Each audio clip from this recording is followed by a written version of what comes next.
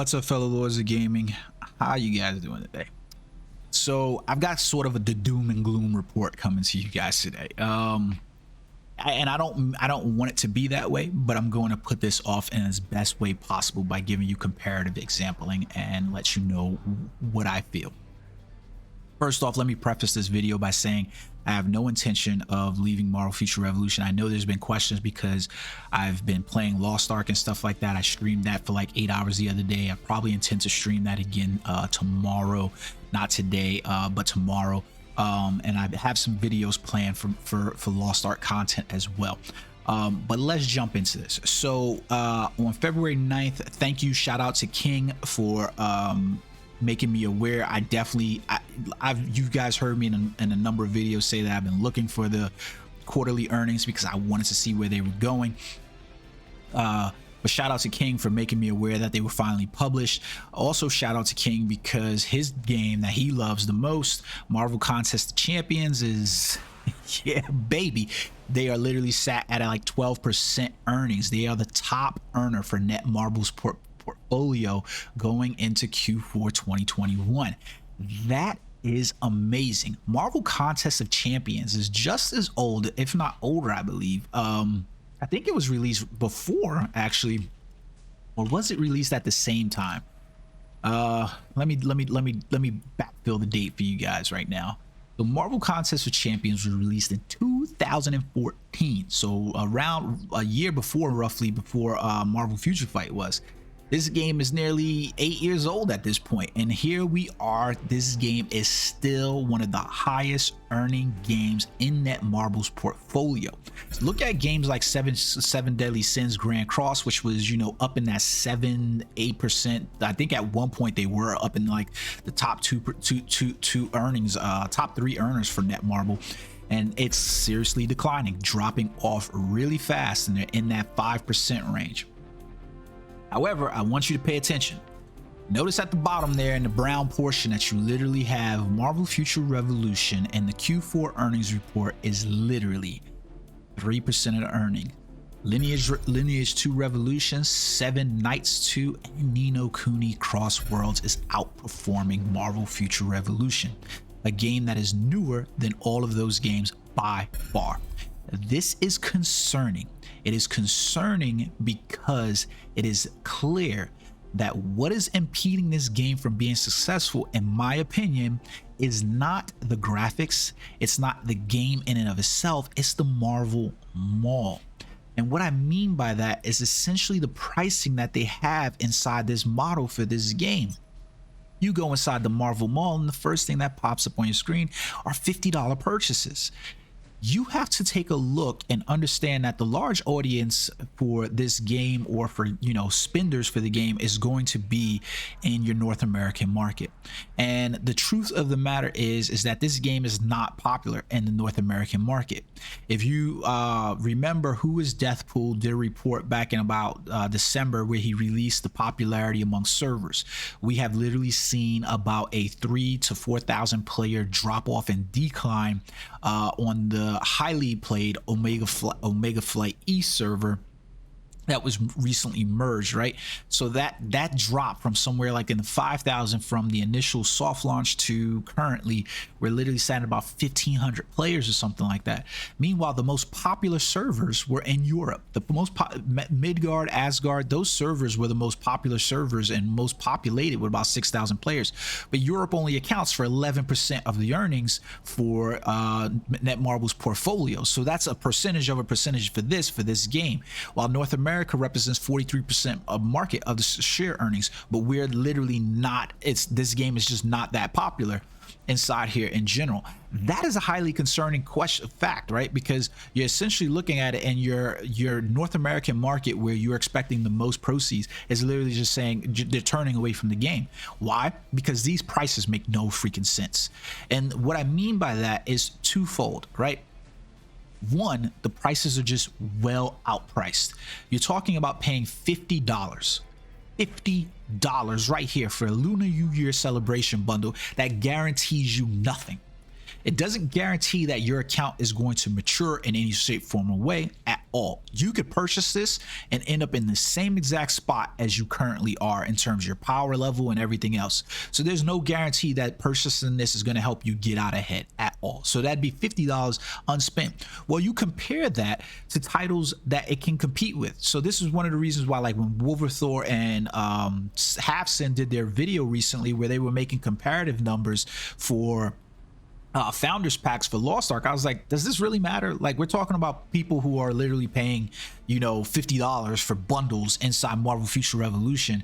Meanwhile, you know, you're basically getting to play a free-to-play game where you can purchase founder packs for the same exact price as this and know that you're getting far much more. This is like, you have to understand that when we say we're the largest amount of proceeds are coming from the North American market, you have to understand that those players are more than likely going to have access to other means of play. They're going to have access to PCs, they're going to have access to consoles, they're going to have access to other tablets and everything else like that to make them to diversify what they're playing and what they're doing. I have a PS5, I have a PC. You know, I have a Steam Deck that's coming. I literally have my mobile phone. So when the game is competing, it's competing on that level. And what that means to me is essentially I go inside the Steam store, for instance, and I go, okay, well, my Steam library tells me, you know what, I can pay $50 for a one pack purchase inside of, I can pay $50 for one pack inside Marvel Future Revolution. And that doesn't guarantee me diddly squat. I don't get anything necessarily for that. Or I can come over here and I can look inside here and go, I can pay $50 for Monster Hunter Rise, and I can guarantee that I'm getting something, right? I can pay $50 for Elden Ring and guarantee that I'm getting something. I can pay $50 for Neo 2 and guarantee that I'm getting something. I pay $50 for Horizon, Death Stranding. I can pay $50 for a whole game in another platform because I have a PC. I can jump on PlayStation or Xbox and I could literally access the same thing and be like, $50 is the cost of a AAA game. This is one of the problems that I have with mobile platform gaming in general. You're pricing out the markets a lot of times in order to try to hit a quick cash grab. Your players in Korea aren't cash grabbing onto this because it's ridiculous the amount of money that you're actually asking people to spend. You're actually asking people to spend $20,000 to hit heights of character development in this game. Like, we have players that we know have spent $10,000, $20,000 on a character individually in order to level them up, and you're asking people to spend that. But the problem is there's only a very few % of people that can actually play that. And whether or not that's sustainable over a long period of time has become the question, because you're going to get that initial injection, that shot in the arm that you got upon launch in Q3, and you're going to see those numbers, but they're not going to be sustainable over Q4 because those same people aren't going to continue to spend, especially when you're not giving them value to their dollar. At some point, those people are going to realize that this is not value that they're purchasing. At some point, people are going to see this. The Ghost Rider Judgment Day pack is the perfect thing inside here. I'm happy that they put it out here for other people to get, right? But they're well overweighted inside here. We're basically spending $50 for 10. Yeah, you got it. 10 companion Ghost Rider shards and 10 companion summon tickets. Well, those companion summon tickets don't guarantee that I'm getting a special companion, right? The worst part about it is that you're selling that at the same time that you're actually having Ghost Rider's Judgment Day Ghost Rider event. Look, I think this is good because it makes the character more accessible to other people, so more characters are going to have 3-star Ghost Riders. But at the same time, you devalued that character inside the game, because now who wants to spend $50 when I can just get the character for 3 stars anyways? By the way, that character isn't even that good in terms of gameplay. You're only really utilizing him so that way you can get the XP bonus that you are basically showing people that you are literally selling them leveling in the game. Meanwhile, if you go jump into Lost Ark, you go jump into Final Fantasy, you go jump into Destiny, you go jump into any game that is currently an RPG related game or an MMORPG, and you are going to guarantee that when you hit the end state story, the main quest, you're going to be at soft cap. But in this game, no, you're not going to be at soft cap, and I have to sell you my levels for hard cap. The game is in a really interesting place because it's literally making it clear how pay to win the game is, and it's losing player base on a daily. I am typically inside my friends list almost every day, deleting 1 to 2 to 3 players who have not logged in more than 2 days. Look at these numbers. So right now, today, I am literally looking at probably deleting within the next 2 to 3 days another 4 players who are probably going to be gone. And you know why that is most likely? Because Lost Ark just got released, and with the development of a lot of the games that they currently have on their slate to push, you know, for the next half of 2022, the first half and second half of 2022, the chances are is that more players, especially mobile platform players, are going to find themselves migrating over to these other games. There's going to be more chance that their North American player base is going to migrate over to games like Elden Ring. They're going to migrate over to games like Destiny, Witch Queen. They're going to migrate over to games like Lost Ark that are currently on the platform and play and are offering more value.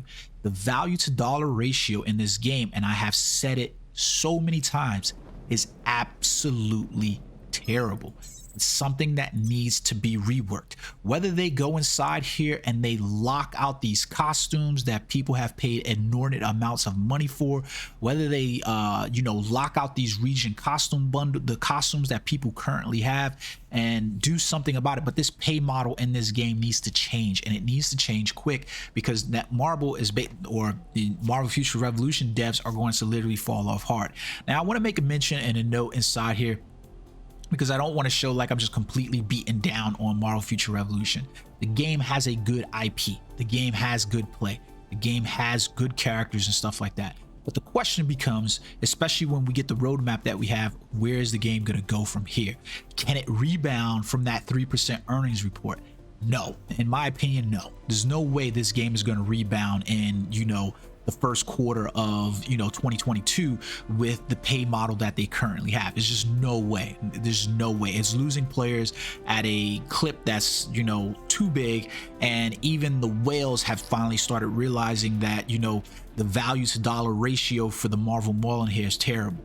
You've priced out the large population of your game that could, you know, pay maybe $5, $10 here. It's almost like you forgot that if I get 1 million players to spend $1, then that's $1 million that I can get. But if I get one player that's going to spend $20,000, and that $1 million is, you know, nobody's going to pay the million, then you only have $20,000. You need to make these items accessible to players to be able to just say, I can drop something inside here, you know, passing on this breakfast meal or something like that right here. You know what, cool, I'm gonna pay $5, $10 for this or whatever. Meanwhile, what you're saying is pass on the whole damn day. This $50 that you want me to spend here is per diem to a trip somewhere. That's per diem. Like, some of y'all probably don't even know what the hell that means, but that's like a traveling allowance right there for the day. Like, Jesus Christ, these prices are outrageous. If you go across the top featured products inside here, there is not a single featured product in here that's like $10 or below. Every single item is $30 or above. You are literally crazy if you think this is going to be sustainable. There is no way. No way. Now, I want to bring up attention to you guys that, you know, look, Marvel Future Fight is also not listed on this. Again, shout out to King, because he has said, and I have agreed with him after going back and now playing Marvel Contest of Champions, I'm not in a position to create content for Marvel Contest of Champions because I'm still learning this, and this game has been out for 7 years. So this basically be you relearning the game with me, because it's been that long since I played the game. So I will say King will probably be able to tell you more about a game like that, right? But Marvel Future Fight is also not listed in these top earnings at all, which means it is likely fallen within this other category. That's not good for Marvel Future Fight. Let's be honest. When the profit margin stops being more than, you know, what the labor costs and development costs is going to be for this game or these games, then that's when, you know, you're looking at whether a game's going to shut down or not. More than likely, unless they're just sticking with the title because it does something else for them. Truth, that's just the truth of the matter. And you can see how they they're sharing the information with their shareholders. You know what I mean? It's literally profit margin versus operating expenses, you know, versus, you know, labor costs and everything else like that. That's exactly how the shareholders are looking. At some point, the shareholders are like, yo, is it really worthless to keep carrying this title? Now, maybe because Disney's behind these titles and they have, you know, connection, but we've got to look at the truth of the matter here. Marvel Future Revolution needs to look at its model. It looks like it might not. It just looks like it's in an unhealthy place. 3% earnings report for a game that's 6 years old. That's 6 months old. That literally was supposedly up for, you know, Game of the Year awards against powerhouses like Genshin Impact and Seven Knights and other games in its ilk. It's not good that it's in this place. It just really isn't good. Let me know what you guys think in the comment section down below. I'm interested to hear what you guys got to say, because it's what I thought it was going to be. It's what I thought it was going to be. Let's call a spade a spade. All right, guys, until next time, peace.